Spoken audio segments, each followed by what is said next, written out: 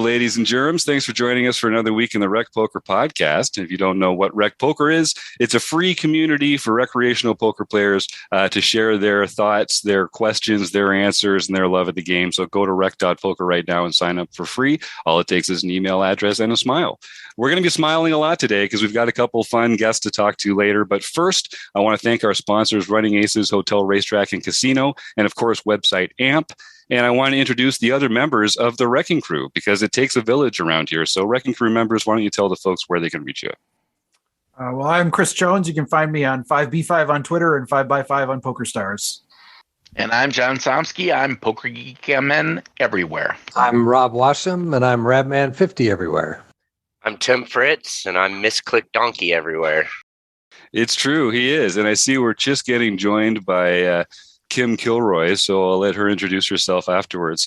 But I want to say a couple of things right off the bat. First of all, we're trying to find out how we can do things better at Rec Poker. So if you have a minute, go to rec.poker/survey and fill out a few questions that Chris Jones has put together to help us see what we can do even better in 2022. And I just want to thank Colin Anderson and Danny Schneider, who have been fantastic premium members here at Rec Poker for a while. We were going to be doing our Reckies Awards show this week, and that has been postponed until later in the spring. But I'm really looking forward to getting together with everybody and celebrating 2021 in Rec Poker. Okay, drum roll, please. It's time. So every once in a while, here, Kim, I don't know if you want to introduce yourself to Rec Poker Nation just to put off Joe a little longer since we already got the drum roll going. I'll let you jump in when the time is right. Here we are. It's Joe Stapleton and Josh Wilson. We got Joe back, everybody. Yep, that's right. Drum rolls, waves. It's a new year. It's 2022. It had been too long. Joe, welcome back to the show, and thanks for coming on the air. Yeah, thanks for having me. Cool to be here with my buddy Josh, too. Josh is a friend I made.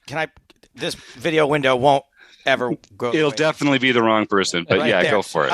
Anyway, Josh is like one. Everyone like made friends during quarantine, like during pandemic with people, like friends that you would never have met before, and like these really great, beautiful friendships and relationships all blossomed from something very terrible happening in the world. That was Josh Wilson is one of those people to me, so I'm happy to see him here. He's diving into the poker world, but I'm so glad you showed up, Kim, because at first, I thought I was going to be on the most diverse poker podcast that ever existed. And I was just like, man, can we throw another bearded, chubby white guy into the mix, possibly? And thank God Kim showed up. It's true. So it's just you could just like slap a different name on this, like, the white supremacy hour. Everyone would believe that. So let's... Thank you. Thank you for introducing that kind of terminology into the first few minutes of the podcast, Joe. You can always count on Joe Stapleton, folks. That's SEO wonderful. is going to go through the roof when that thing filters through Google. But yes, we are on the chubby, middle-aged, bearded gentleman's club podcast here, as we were saying. It's more of a gentleman. So thank you for coming on. And Kim's actually quite an active member of our leadership here. She hosts a couple monthly study groups and a poker empowerment session, and she's an active member on the leaderboard, of course. So thank you for joining us here. So Joe, last time you were on, we sort of picked your brain about all sorts of things to do with comedy and poker and life in media. Now that you've had a chance to reflect on your time since your last show, it's like kind of like two eras, right? Like you've been on the Rec Poker podcast and now you're in the new chapter of your life. What's that been like? That I will always remember the turning point of coming on the Rec Poker podcast. That's when things really went up and or down for me. When I was on last time, had I like gone back to doing comedy yet or not? I mean, crossroads of what I wanted to do. It's hard for me to imagine you ever just like not doing comedy. So. But it sounds like you've made a real pivot back in that direction. Yeah. So, basically, comedy mostly went away, especially if you are not a very famous comedian.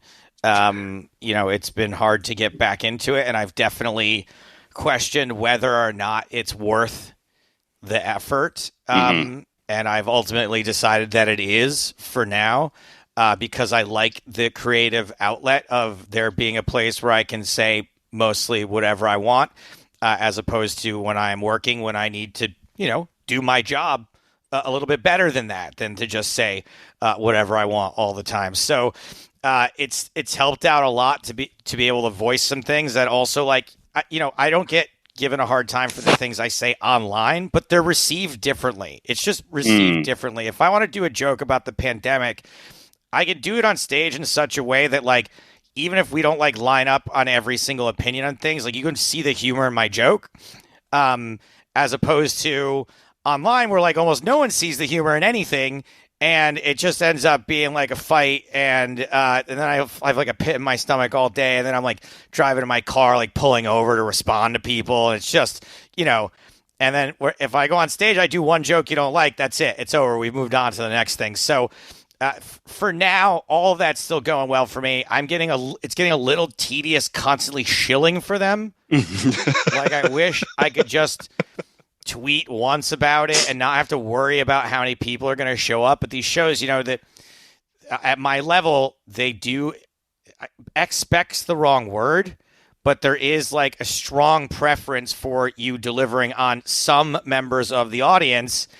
And that's the most stressful part of it for me, is not only achieving that, but the way that I achieve it is at great emotional cost a lot of the time, and financial a lot of the time, where I'm inviting people who I know don't have a ton of money, and honestly I don't care about the $15 their ticket costs. I just want them to be there, so I end up buying a bunch of tickets a lot of the time, or I end up hand holding people that can't just read a link and find parking on their own and know where to ask in a bar, where is the comedy show taking place, and so they're texting me, and and people also have sort of expectations in return that it's hard to pay back en masse. When, let's say 10 people come to my show and then 3 of them are oh, well, I have an art exhibition next week and I have this thing, and I want to be there for everybody. And I'm not saying that I shouldn't be, but it'd be nice to finally be at a point where I can just show up and do my set and leave, and not have any admin to go along with that, and then have any extra time I put in be just joy, hanging out afterward, because I want to. Is that attainable in the professional realm? Is that what would be how do we get you there, I guess? I don't know how we get be there, other than time and effort and continuing to do the things the way I do them. Unfortunately, those stepping stones, those opportunities, like many other businesses during COVID, they dried up a little bit. It was hard enough to achieve it. Let's say, for example, 2 or 3 people are getting passed at the Comedy Store every year, which is that's the pantheon, right, of having made it. Now it's one, or no one for a year and a half, and that sort of has a knock-on effect. So the spots that lead to those spots, there's fewer of those, and now there's fewer feeder spots into those spots. So that's where I had to make the decision recently. Hey, do I love this enough? Is this enough for me in and of itself, without that being the goal? And for 2 reasons, I decided to continue on. Yes, it was. And B, I just don't want to look like I failed.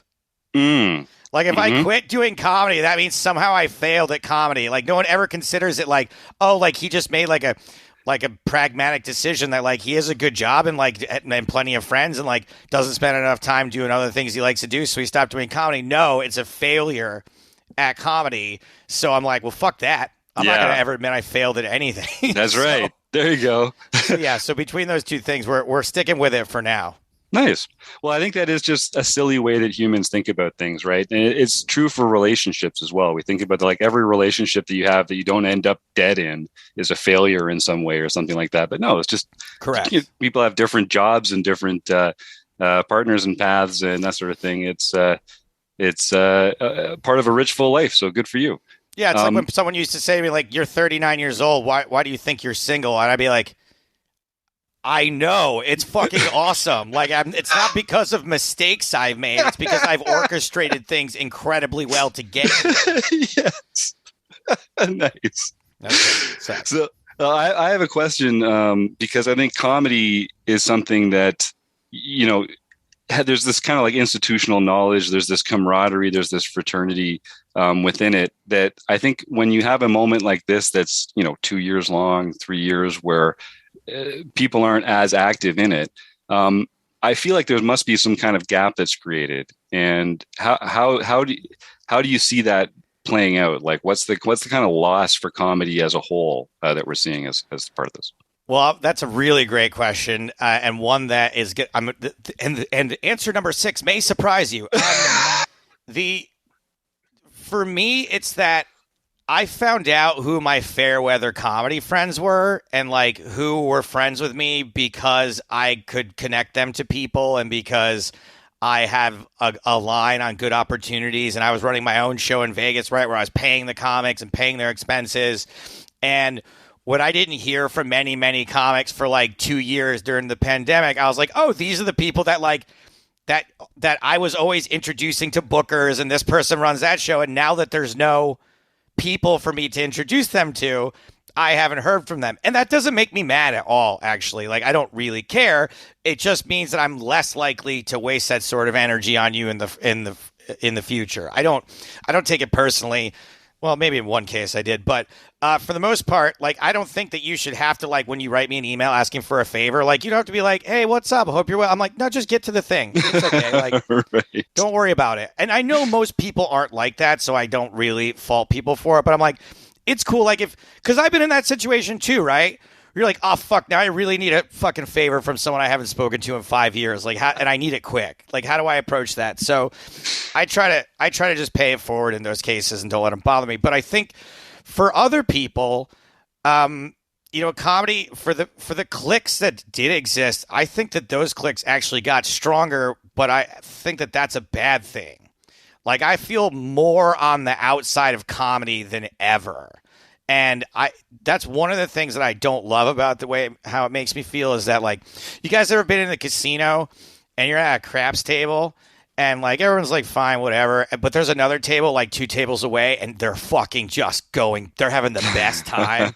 Like, they're just like high-fiving each other, and like the pit's got to tell them to calm down, and everyone's going nuts and spilling drinks. And you look over them and you're like, fuck them. Shut the fuck up. Shut the fuck up. Fuck you guys. Comedy can do that to you, right? When you, like, recently a bunch of comics at the Comedy Store who I'm already super jealous of, like, posted all these photos and videos. Like, apparently Quentin Tarantino hung out for like 3 hours and like let everybody hang out with him and everybody do social media with him, and like went into the bathroom with people and like pointed out like pictures on the walls, and like everyone was doing it on Instagram. Like, I was crazy. I was already jealous. And then I was like crazy jealous that I'm already not in this group and they're doing like cooler things than they even usually do. So that kind of, that sort of the shoring up of the comedy circles, and it's now harder to break into them, sort of trickles down to socially as well. And I feel more like a outcast outsider in comedy than ever. Which, some of that is self-imposed. Anytime you kind of feel like you're not accepted in a group, oftentimes much of it is in your head. But, it didn't do anything to help in reality or in my imagination, the fact that now people are so much tighter in that world. Yeah, that makes sense. And what about the poker side of things? I know it's something that has been a part of your life, but it's not something that you're like a passionate player yourself in your own time. What's next on that front, or who are you talking to about poker these days? Sure. Yeah, no, poker's been really, really cool in that, as I mentioned, pandemic poker was really great for a lot of us, socially, and just sort of like, keeping roots and keeping connected to people, and also, for lack of a better word, networking too. But that's an important part of life. That's, an important part of like our entire, fish tank is like, you got to keep swimming. You gotta stay moving. If you're not growing, you're dying. So, those things helped. And then recently, as things have been opening back up again, I've been getting invited to live poker events to kind of go there as a person of interest rather than as a pure customer, and that's been really fun. Nice. I went to Thunder Valley in Sacramento first week of January, where their poker room manager gave me my own 45-minute headline comedy show, which was, I mean, it wasn't just 45 minutes. He said, it's your night. Do what you want with it. But he saw me for 12 minutes at the Sacramento Punchline last time I was in town. And he said, I want you to do a whole show though. I don't want 12 minutes. I don't want 20 minutes. And I was like, okay, I'll try to do at least 45. And that went really well, except for the fact that it was a very intimate crowd, just full of poker people. And so a lot of people felt like that was an invitation for it to be a two-way chat. And that kind of fucked me up a couple of times. Not that anyone would notice, and everyone thought it was hilarious when I was telling these drunk idiots to shut up. But that's not the show I wanted to do. So, but drunk idiots are normally really receptive to that kind of helpful feedback. Well, they are. To be honest, I don't know if we talked about this last time. Like most people that heckle, right, for lack of a better word, they think they're helping. Right. They think they're helping. And what happened after this show that's happening multiple times when there's been hecklers is I take the person aside and I go, look, I'm not mad at you. We're friends. But that was obnoxious and you need to learn how to behave in a comedy club. And every time I've ever done that, the person looks at me and I can see the heartbreak in their eyes and them realizing, holy shit, I wasn't helping. I was actually being rude, and they're shocked. They're like they couldn't possibly have realized that, and in all of the cases they apologize because they're not immediately, and like they've got love in their heart, right? Like they're doing it. But you can see that I choose you moment where the heart breaks right in half mid conversation. Yeah, that's hard. That's hard. And so at least one of the people from Sacramento, after immediately in this moment said I'm sorry, and then multiple times since then has been like, I'm really, really sorry. So, anyway, we're talking about poker. So I get to do cool things at live poker now, which is cool, being an invited guest to some of these things. Still doing Sunday Million broadcasts every Monday for Poker Stars. Back doing that this year, unless there's a special event going on. By the way, Sunday Million broadcasts are on a Monday. They do the final couple tables on Monday. And where can our audience go to find that feed when they want to come and check you out? That's at twitch.tv/PokerStars. And all of this stuff gets advertised on my Twitter is the best way to keep up with me. That's at Stapes. So we're doing those for Poker Stars still. And we're doing the weekly podcast, of course, Poker in the Ears. Did you guys, this is going to sound like such a douchey comment, but did you guys get nominated? Or you guys I don't think we've reached the level of notoriety where we got nominated. Did you get nominated? I did get nominated. Oh, you did? Congratulations, Joe. That's and wonderful. When I say I got nominated, what I mean is that I am the only person that has anything to do with the Poker in the Ears podcast. And you've made that very clear. And I am self-made, and I am the only one. Me and Hardy get nominated for Poker in the Ears, which is cool. Our show's a little bit different, which is also cool is that there's not a lot of poker shows all trying to do the exact same thing, even though there are tons and tons of poker podcasts out there. There's different strokes for different folks. I like that. But we've got some cool guests lined up already for this year. We closed out last year huge. We had John Hamm, I think, on like one of our last shows of the year, which is fucking cool as hell to be able to hang out with him for a little bit. Funny story. So the night that we're like trying to get John Hamm, he came in last minute at the 0 hour. I was up all night stressing about it, and he was in Scotland, so we had a time delay. And all of a sudden, my friend who was hooking us up, he was like, "I can't stay up anymore. Hamm, Stapes, Hamm. You guys know each other, and we do know each other." So then Hamm is like bored on set or something, and we're doing like the back and forth, like email jokes, ripping on each other, kind of thing, and like. I'm just having like the time of my life, but I'm like, I don't want to take this too far. I don't want to like I don't want to be like the guy that like they end and then I'm still sending emails. So I like quit while I was ahead in that. Smart. But then the next morning I woke up to give John's email address to our production manager to get his release signed. And it did that thing where when you open someone's contact and like their email address is right there, like I went to go long press the email address, but right as I did, like the contact shifted, like it updated information or something, and I fucking FaceTimed John Hamm. hours after I'm like, oh, thank you for trusting me with this. Like I wouldn't fuck with this, yada, yada, yada. And it only did it for like a second, right? Like I was like, but I'm like, did that show up? Oh, now Now what do I do? Do I send like an email being like, "Sorry, I FaceTimed you, John Hamm. It was an accident. Ha ha." Like I'm like, I have no idea what the fuck to do. And I did end up confessing to it when we were like had a little pre-show chat, and he said he did see it, but he wasn't terribly concerned by it. So no. There you go. So well, yeah, that's good. what's going on poker-wise. I think I'm heading down to Jamul Casino in San Diego for the 1st of February through 6th to do some more fun stuff for Run Good. Maybe try to book a show while I'm down there. Nice. But yeah, man. Oh, and the EPT, fingers crossed, is going to be back. Right now we're scheduled for Prague to happen in March. Yeah, right on. I will say that some events we didn't even get to announce at the beginning of the year already got canceled. I'm sure. Before we told people about them, even. So fingers crossed this will be the first EPT stop back. And I know PokerStars, one of the things I really love about them is when things have been shit for a while, they want to come back with like a bang. They really want to come back with like really cool stuff. And hopefully there'll be a PSPC 2 announcement, once we get up and running. And I think whatever they come up with for that is going to be even bigger and better than the last one, which, as we know, was probably the biggest, baddest thing that's ever been done in the history of live poker and qualifiers and all that. So, so we got we're pretty excited about the coming year. Thank you. No kidding. And on a personal note, and for everyone at Rec Poker, we're all so pleased about Chad McVean. Yeah, Dave's just putting in the chat here as well. What a perfect situation that ended up being. And just all of our, if I didn't have the headphones on, I'd take my hat off to you right now. That's just a wonderful way to reward one of the really great people in the world of poker. So Josh, there's this guy named Chad McVean, and he listens to all the poker podcasts.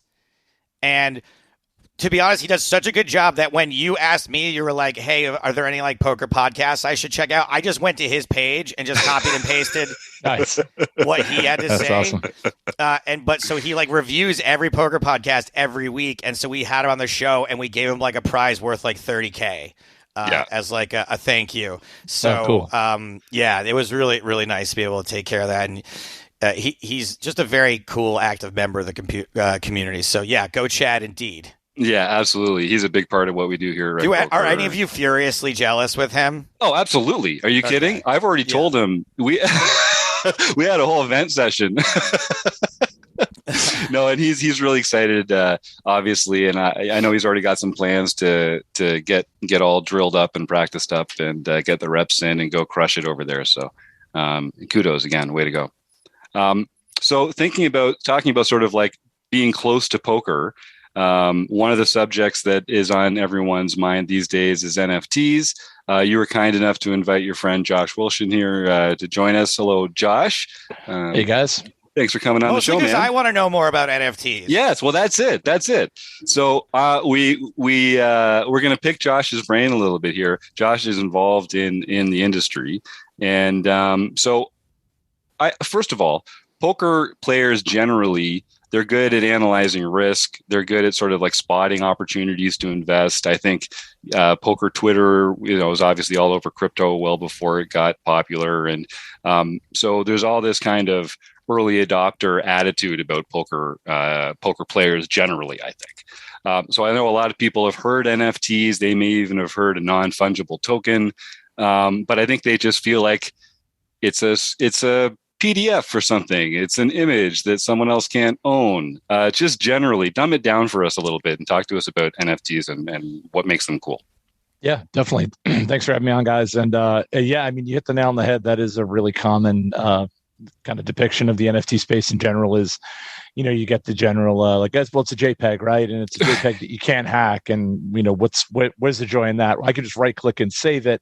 And then I own it. And, the response is you can also take a picture in front of your buddy's $1 million house. Doesn't mean you live there. Right. So basically, not NFT exact is a non-fungible token. It's a crypto asset. And as far as like general education on NFTs, Coinbase is the best platform as far as if you're new to the space. If you go to coinbase.com, that's where a lot of people either have or will purchase their first cryptocurrency. And it's a crypto asset that you're purchasing typically with Ethereum or Solana. There's a couple of different platforms that support the NFT space in general. And And in its simplest form, it's digital art, right? And the analogy I use over Christmas with my family, because now that the word is out that I'm in this industry with my family, right? They're like my 80-year-old stepfather trying to explain cryptocurrency to him. I mean, he still drives to the store and buys paper every morning, right? So right.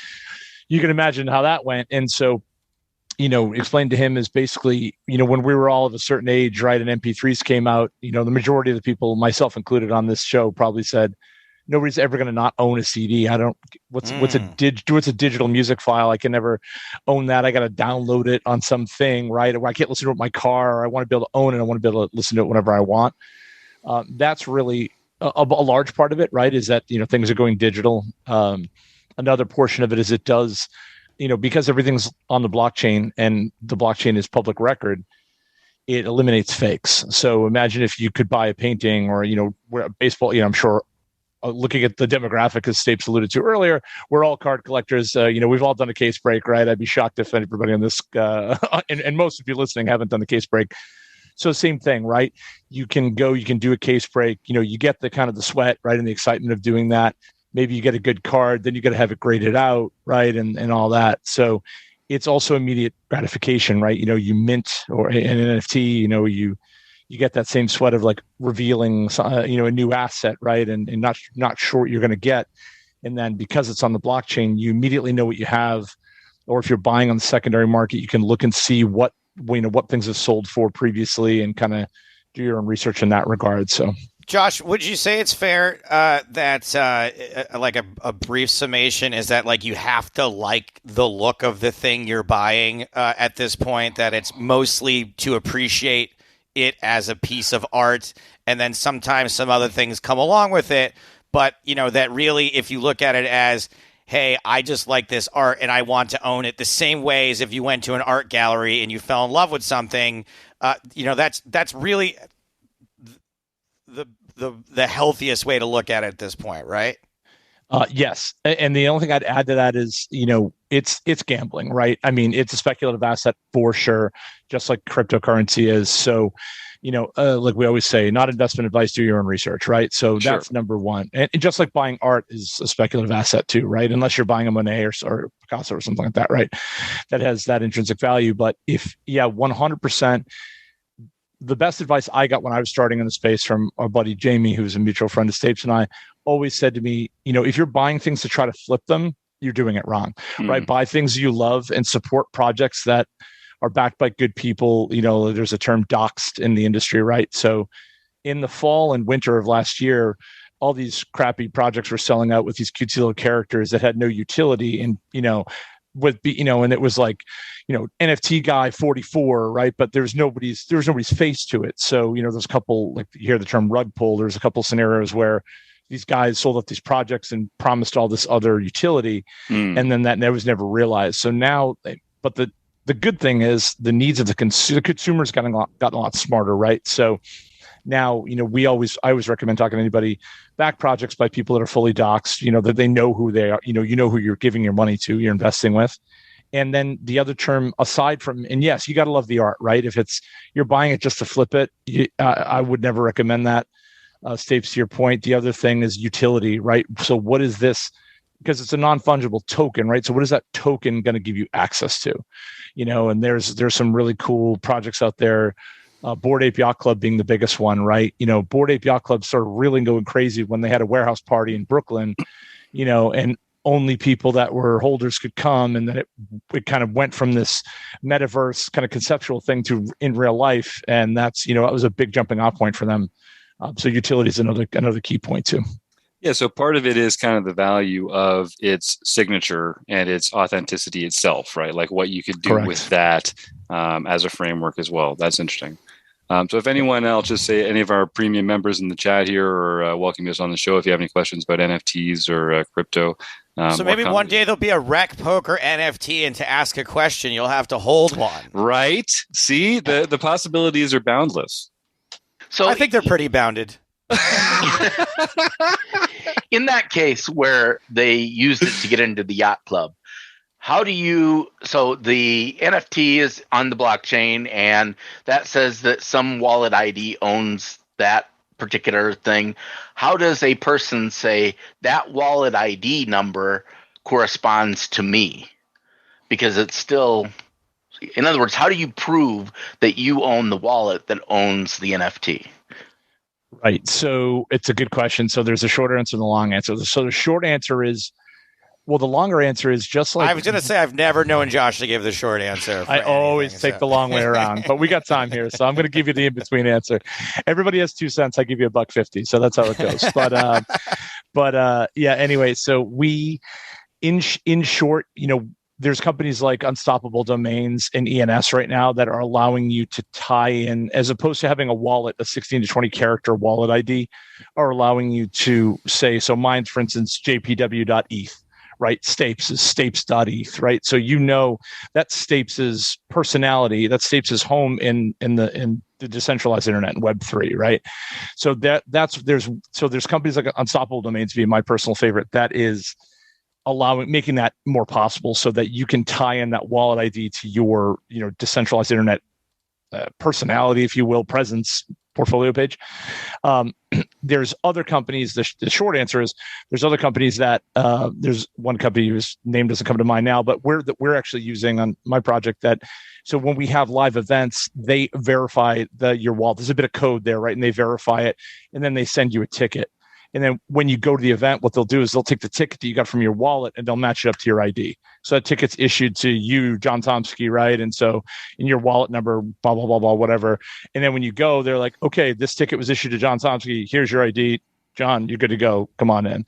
So that's how that works. Cool. Great. Now I got to change my wallet ID now that you've told everyone what it is. Yeah, now everybody, millions of podcast listeners across the world now know. Now they're going to have Web 4.0. Josh just ruined 3.0. I blew it, guys. Thanks a lot, Josh. Thanks a lot. So I'm kind of curious about if you have any theories as to why there's such a large overlap between the poker world and the crypto world, the poker world and the NFT world, or am I just seeing that because I'm on the inside, and is it actually a wider spread phenomenon than that? What's your take on that? No, 1000% you're correct. It's not, there's a saying, you can't read the label from inside the jar, right? So it's not just that we're all poker people and this is the only world we know. Your assumptions are correct. I mean, I've talked to friends at research firms like McKinsey that say, there's not an exact number, but if the real world outside of poker is like 13%, 14% adoption rate, in the poker world, it's like 60 or 70%, between just general awareness of crypto and NFTs in general.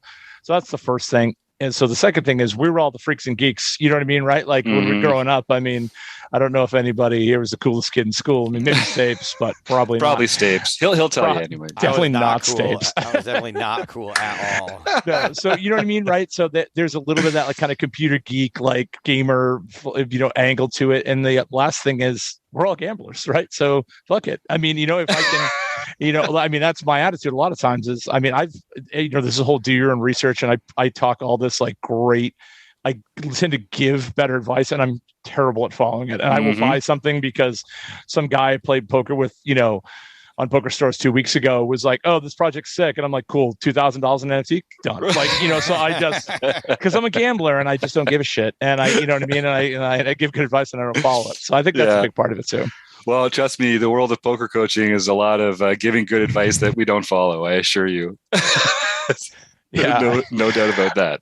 I was at, I'll tell a quick Vegas story. I was with my good friend Scott Blumstein. We were from Vegas one time and Scott's giving me a lot of really good gambling advice because Scott won the main event, and Scott's a professional gambler and we're there one time. He said, never bet parlays. I'm a big sports gambler. Never bet parlays. Only the house wants you to bet parlays. I was like, okay, Scott. And we're hanging out one night, having a couple of drinks. And he said, I'm going to go put in a bet for us. And he came back with $100 parlay. And I said, Scott, what's this? He said, fuck it, we're on vacation. That's right. So, I mean, that's Blumstein's a great example of that. Great friend, unbelievable, unbelievably talented card player. But, sometimes we're just vibing out. We're just, whatever. I don't know. He's there to have fun too, right? That is part of it. He is. This is the rec poker. The rec is for recreationals because even though we might be serious amateurs, but we enjoy it. We're doing it for the love of the game. And that is part of it.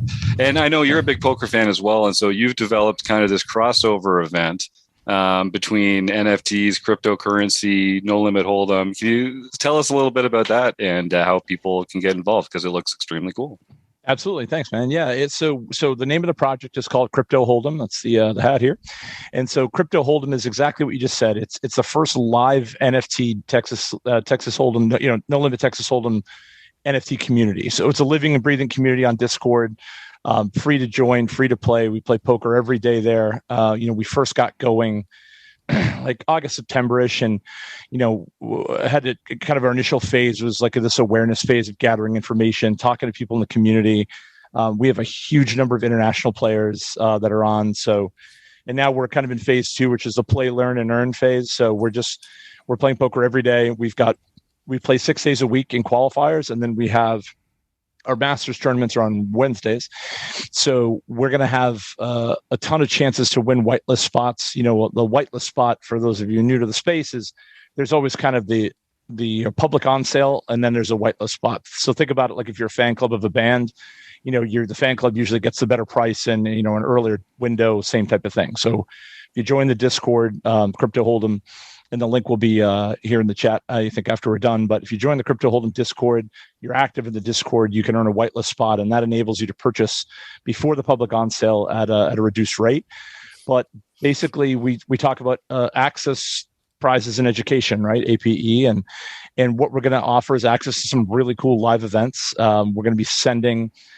We have 3 years of utility built out for the project. So if you choose to invest in the project, every year we're going to send a player to the World Series of Poker main event. So we're going to pay the $10K entry fee, airfare, and hotel, which would be a great, especially for recreational players, right? Hell yes, sir. Yeah. People that I know, like me, I don't have $10K to go get my ass kicked, and just say I played for a day, So a great feature for recreational players. We're also, because of a lot of our international folks, we're going to have a 5K buy-in for the bracelet event, the main event, online. So we're going to send one player to each of those for the next 3 years. We're going to have a live event in Vegas this year. We're still waiting for the WPT to announce the schedule, but sometime in July-ish, where that when or near that final table is going to be going off. We're going to be having a huge member event, a la Bored Ape Yacht Club, where if you're a holder, you have exclusive access. And you can come join us. And then education, we partnered with Masterclass. So if you've heard of those guys, those two guys that nobody's ever heard of, called Phil Ivey and Daniel Negreanu, have classes on there. And Phil and Daniel are not affiliated with the project, but they have classes on there. So we partnered with Masterclass. So anybody that buys our NFT will have a 1-month subscription to Masterclass, with the idea that they can take the Phil and Daniel's class and any other classes. So, we want to be able to say with a straight face, if you're buying into our project, you're going to have a chance to win some great prizes. You're going to have access to poker events all over the world, and you're going to have the chance at educating yourself on how to be a better player. So right on, Josh. Well, it sounds like a cool project. So sum it all up. Where's the one place that people can go to get more involved and to find out more about it? Absolutely. Yeah. So the best place is to go to our Discord. If you're not a Discord person, and I get it, go to our Twitter page, just like Stapes. The Twitter is at CryptoHoldem NFT. So if you go to CryptoHoldem NFT on Twitter, you can link to our Discord. If you're on Discord, it's CryptoHoldem NFT. We're pretty much CryptoHoldem NFT anywhere. Right on. Yep. So that's a place to check us out.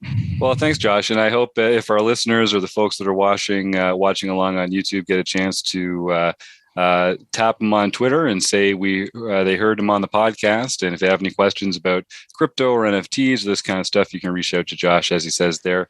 I see we got a couple comments in the chat here. Dave says, Joe, I gave away my VR goggles. Could I have gone to that online show you did a little while ago if I didn't fall asleep before it started? Oh, no. So part of the that big show I did up in Sacramento, where I did the headline set and there was heckling and all that, this buddy of mine that we started podcasting together years and years ago, and we've gone our separate ways professionally, but still try to check in every once in a while. He bought a comedy club in the metaverse. Oh. Yeah, and so there are a couple of different metaverses, and one of them is called Portals, and he, for real money, bought a comedy club like in their downtown area of the Portals metaverse, and he convinced me to simulcast my comedy show into the metaverse. So you did not need VR goggles for it. So the metaverse will eventually be, something that it becomes more like a real world. We walk around it. At the moment, this particular one is just a web page. And you create a little avatar. It takes about 30 seconds, and you run around in this virtual comedy club. And like a real comedy club, it had capacity issues. I think we were limited to 35 people or something that could be in there. And then what you do is you decorate it with NFTs. So, like, let's say that you buy like a of course, a CryptoHoldem NFT, and you're and you have like a poker room in your metaverse thing. You can hang it on the wall there, which is another one of the things. Like the utilities of NFTs eventually are going to be like little props in your sort of fantasy metaverse world. So you did not need the VR goggles for that. I am concerned that you got rid of your VR goggles in general. There's like a lot of cool VR stuff going on out there. But on the one hand, I also do kind of understand, because VR is like, it's an ordeal when you do it, right? Like it's like swimming. Like you can't like swim and do other things. Yes. Right? When you're in VR, you can only be in VR, and it's like a pain in the butt to take a drink, to go to the bathroom, to whatever. Okay, you got eye issues. Sure. Well, that makes sense. Evil Roy, good to see you, by the way, buddy. I've known Evil Roy for a long time. What's up, homie? I was going to say, you're no stranger to Evil Roy here, I'm sure. Speaking of poker podcast aficionados. I mean, Evil Roy, didn't you do music videos for us? I know he was on an episode in the last little while. I think he performed well in a trivia contest. No, Is that right? The music video guy. No, I did the versus Stapes thing. Right.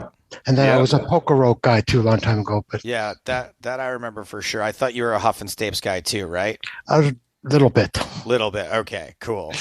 Yeah, Dave's one of our premium members, and we like to do things as a community here. So every week, our Wrecking Crew members are here to ask questions and to get involved. And our premium members come along, and they're welcome to join the panel too. So we're starting a few things differently, like Joe, I was telling you earlier, as part of this roll into 2022. So if you're listening at home or watching at home, if you're a premium member, come on and join the panel, and you can talk to cool people like Joe Stapleton and Josh Wilson. Josh Wilson, about all the exciting, great stuff that they're bringing to the show, and whoever else we bring from time to time as well. We get some fun folks here, so come and join along. All right. Well, thank you, Joe and Josh. We're going to start talking about our home game events next and all the exciting stuff that we got coming up there. But it's always a pleasure. Do you guys care if I sit here and troll your home game results? Is that okay? That would be awesome. Please do. Nothing would make us happier. How long does this go on for? I mean, honestly, I'll tell you. So the home games is like a few minutes. We get through the list of winners, and then we're going to talk about a few things that's going on this week, and then we're out of there. So troll us. Do your worst. I'll stick around to the end. All right. Yes, we got him, guys. We got him. We got him with the reverse psychology. Thanks for having me on. It's my wife's birthday today. Otherwise, I would stick around too. So yes, sir. Okay. I need to go. Birthday, get the hell out of here. Yeah, exactly. All right, Josh. Take her to dinner before somebody else does. So I appreciate you boys. Yep. Thanks for having me on. All right, take care.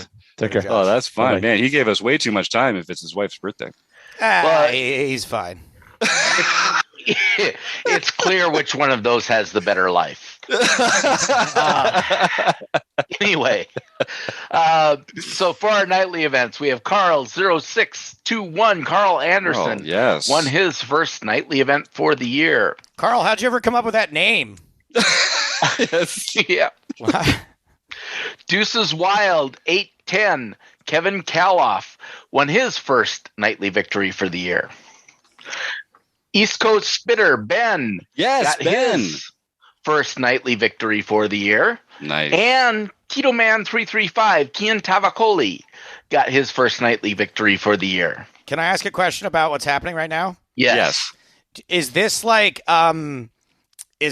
you know about all these things that are happening, or this is kind of like getting your name on the birthday board at Shakey's? Like they let you know, they call you and they go, "Oh, I have my win," and then you give them a shout out. This is actually done in a PokerStars home game. So I set up all of these tournaments, and I have all the results come to me. Got it. So this isn't like just random people that you don't know being like, "I had my first win this week," and you know. Oh no. Oh, no.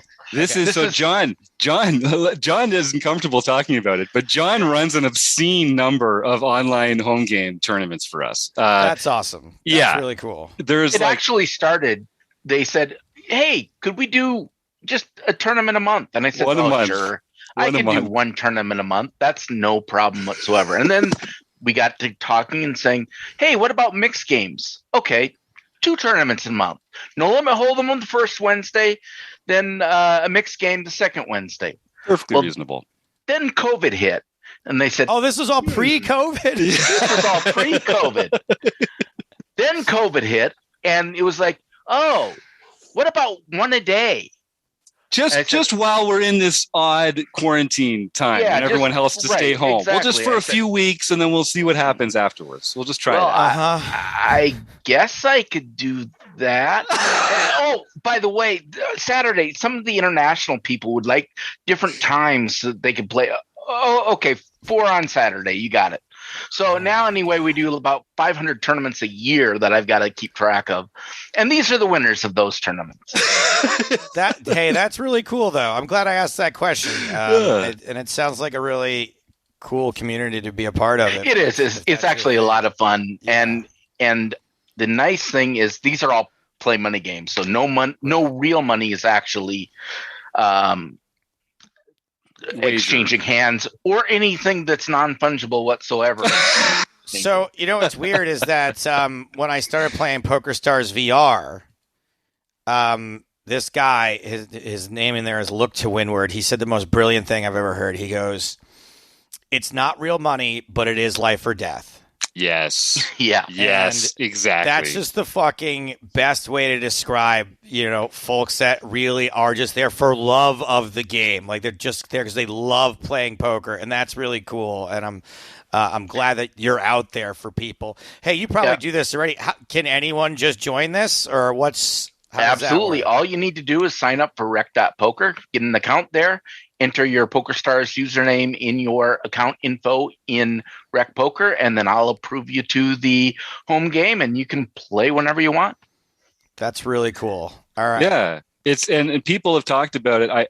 I'm not making this up. People say it's the toughest play money home game that they've played in. People are there to learn. People are there to share their ideas with other people. It's very friendly. Everyone's always chatting with each other, and you take hands from it and post it in the forums and talk about it in the show and that kind of thing. It's a big part of what we do, and it's all because of this guy over here, John Somsky. God, I would love to do an experiment where you take like one GTO player and put them in your game for like 6 months and see. I bet they would struggle.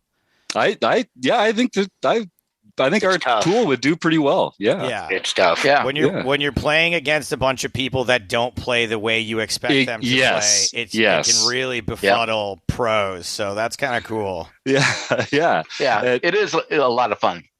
It sure is. Dave says that's how I took Poker Road home game too. Life or death. Yeah, that's right. And and I guess, Joe, for just to give all the information, we play for these little Rec Poker pins. The games are free, but we mail out these little pins to the winners over the course of a year, that they can go represent us and show their pride, and a little something for bragging rights. So you might see a few of the guys a few of them have some pins up on their hats. Some of them do. Anyway, that's pretty dope. That explains all the hats more than the baldness. There's a little of that. It can be both. It can be both. All right. Then we have K Poker Wannabe. Ron Payton got his first nightly victory for the year. That's right. Noah 1291, Noah Anderson won the daily mixed game challenge. Another Anderson. That's the Andersons are kind of taking over. We might have like a Moss situation over here soon. Oh yeah, we might need to be careful about that. Then the 9 a.m. international event did not go because not enough people signed up for it before the tournament started. Mm-hmm. But we did have the 2 p.m. event, and Trey 371, Thomas Pena, got his first international victory for the year. Nice. And Keck Geek, Mark Kiki, won his first LPP Sunday event. So he can contact Jim at rec.poker and get 1 free month at Learn Pro Poker. Fantastic. And Way to go for Mark. Contact Jim at Rec Poker to get your butt kissed. That's a full suite of services that we offer here at Rec Poker. Go. But great to go for Mark Kiki. Yeah, email me, jim@rec.poker, and I'll send you that link to your free month of Learn Pro Poker, just in case you've got some time. I hope you get a chance to enjoy this. I know the Kikis are a very busy family. Mark and his son Jacob are both killers at the poker table. So I'm not surprised at all to see them in the winner's circle. And actually, I have one announcement to make on that note. Eric Anderson, who won the Learn Pro Poker tournament last week, emailed me and said, you know what, guys, I have a lifetime membership to LPP already. So give that prize to somebody else. And he wanted to give it to the person. All right, I'll take it. Yeah, and is the person that makes him the most happy in the whole world, Joe Stapleton. He said to give it to the person who bubbled the final table in this Sunday's tournament. So we took a look at the results. Eric actually looked it up himself. And it's a Night Owl 1, the Canadian player Night Owl. So Night Owl, if you're listening, send me an email, jim@rec.poker, and you have earned a free month at LPP, which you will really enjoy, I'm sure. I believe that is Chris Ruim. If my memory serves. Yeah, so he's no stranger to the winner's circle. I know I've seen his name before. That makes a lot of sense. All right. Well, let me see. What else do we want to talk about before we get on out of here, gang? I know, Joe, you mentioned a Run Good event. Chris, I know, has to go because he's starting our monthly seminar with Dara O'Carney in about 15 minutes. So, I just want to jump on and say this month in the seminar, we're doing satellite play. So if you're interested in learning about how to qualify for bigger events, come listen to that because it'll be up on the site pretty soon. And then I just wanted to also mention on behalf of Taylor Moss, we are starting to gear up for our second ever Ma Rec Madness. So yes. We will be having a bunch of heads up play, which will be coming to you in bracket style all throughout March. So stay tuned for details of that because we're just about ready to get that going. And you'll be able to fill in your bracket too and say who you think's going to win. Yeah, I was talking to website Mark about putting that together just this week. So, Joe, we do a March Madness ladder style heads up tournament. And actually, I don't know, I'll put you on the spot right now. If you were really like a really nice person, you would offer to help us with some commentary in the booth or something like that for one of these, or get. Oh, I did put him on. I'm not. No, Joe. So hold on a second. One is that I have certain exclusivity. Oh, that makes perfect sense. However, if this is something that's happening in a PokerStars home game, and it true, there is no money changing hands, I'm not drawing dead to be able to do it. All right. So I'll say it's a possibility, but also, it's schedule permitting, and I'm happy to do things for people that are kind of like work for me, as long as they happened at convenient times where I'm not like giving up something else I want to do it.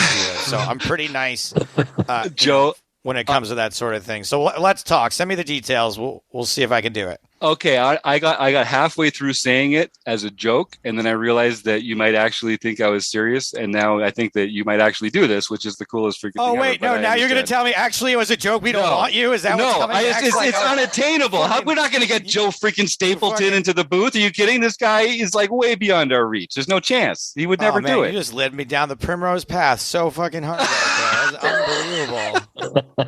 It's unbelievable. I'm like, well, I have to check with legal, and you're like, no, we don't want you. Like, don't do that. Well, in all seriousness, it was I shouldn't have put you on the spot, but it would make our dreams come true. So I will reach out. We'll see what we can do. That's okay. Like when I said goodbye to John Hamm on my podcast, he was like, anytime, and I'm like, I know you don't believe that. I know that's not true. All right. Well, you're very kind. You did mention the Run Good event that you're going to be enjoying down in February. Yes. We love Run Good. We partner up with them all the time. We're actually heading down to Council Bluffs for the Iowa trip. Tim Fritz is going to be there. Andrew Feiss is going to be down there doing a couple of meet and greets and that kind of thing as well. What do you like so much about Run Good? Why are they such a fun group? Well, it's kind of like why I like being here. it's a really great community. The purpose of it is it's fun to win money, but it's not the main reason why people are there.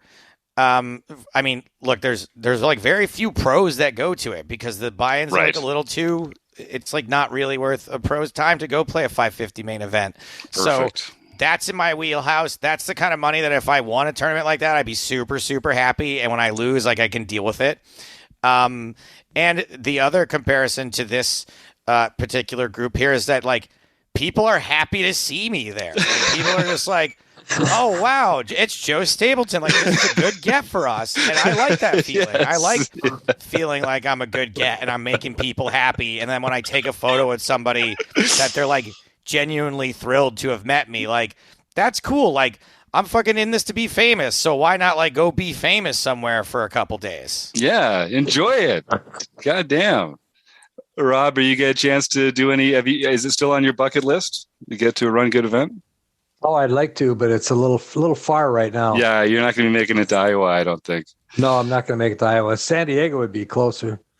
Yeah, well, what are you like Columbia or some shit? No, I'm in Arizona. Arizona. Okay. Yeah. All right. Well, I don't see any other questions in the chat. Joe, you've been so kind. You gave us way longer than I asked you for. You're just such a gentleman. I love hearing from you here in the booth. And I hope we get a chance to talk again real soon. Yeah, buddy. Go ahead and send me the details for that other thing. I'll see what I can do. What a guy. All right. You're going to hear from me. So thank you again to our sponsors, Running Aces Hotel, Racetrack, and Casino, and website AMP. And I want to thank John Somsky, Dave, Rob, Kim, Josh, of course, Tim, and Joe, and everybody else who's listening. Thanks, team.